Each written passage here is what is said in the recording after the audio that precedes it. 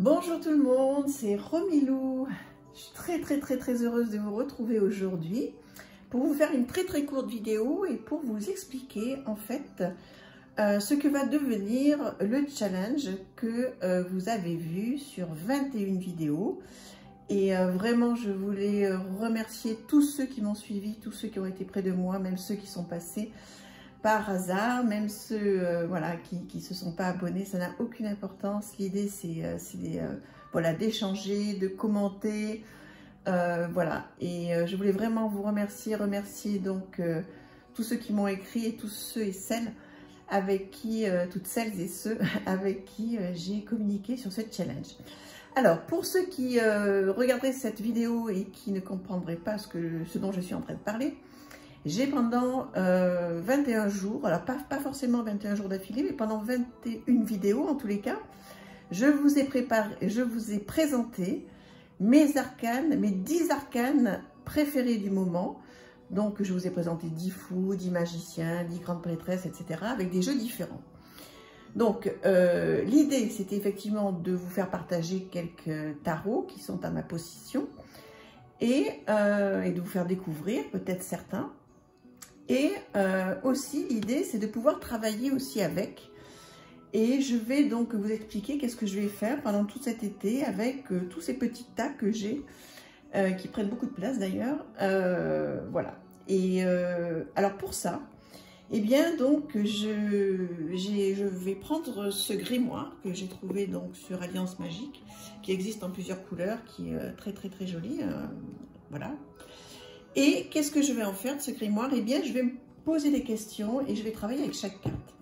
Alors, j'ai trouvé ce livre que j'ai vu sur une autre chaîne, qui en fait est les 5 chemins spirituels du tarot. Et donc, il y a des choses qui sont très bien. Alors, tout ne me plaît pas dans ce livre, même s'il a été fait par une personne que j'apprécie énormément, Carole Anne Eskenazi, qui a fait l'oracle du lac des cygnes, qui est magnifique. Et bon, voilà, c'est vrai qu'il y a des choses, moi, qui... bon, c'est 60 jours pour transformer sa vie au fil des 78 lames. Donc, il y a plein de choses qui sont bien. Mais surtout, moi, ce que je vais retenir, en fait, c'est les questions que l'on se pose au sujet des arcanes. Alors, je vous explique. Voilà. Alors, les arcanes majeures, je vous montre. Alors, par exemple, le magicien. D'accord ? Donc, je vais prendre ce livre, je vais relire donc ce que raconte l'image, la signification traditionnelle. Bon, tout ça, ça sera une révision, mais ce sera très bien. Mais surtout, et c'est là-dessus que j'ai complètement craqué, c'est les questions personnelles à se poser au sujet du magicien. Par exemple, quels sont aujourd'hui mes talents les plus marqués, les plus singuliers? Est-ce que je les fais suffisamment valoir? Est-ce que je suis heureuse de les avoir? Qu'est-ce que je souhaite créer dans cette vie? Quel sens ai-je envie de lui donner? Qu'est-ce que j'ai à cœur d'accomplir personnellement?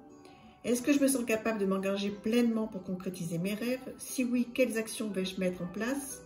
Sinon, qu'est-ce qui me bloque et comment lever ce blocage? Voilà, donc c'est pour vous expliquer que lorsque je suis tombée sur ce livre, je me suis dit, eh bien voilà, ça va être...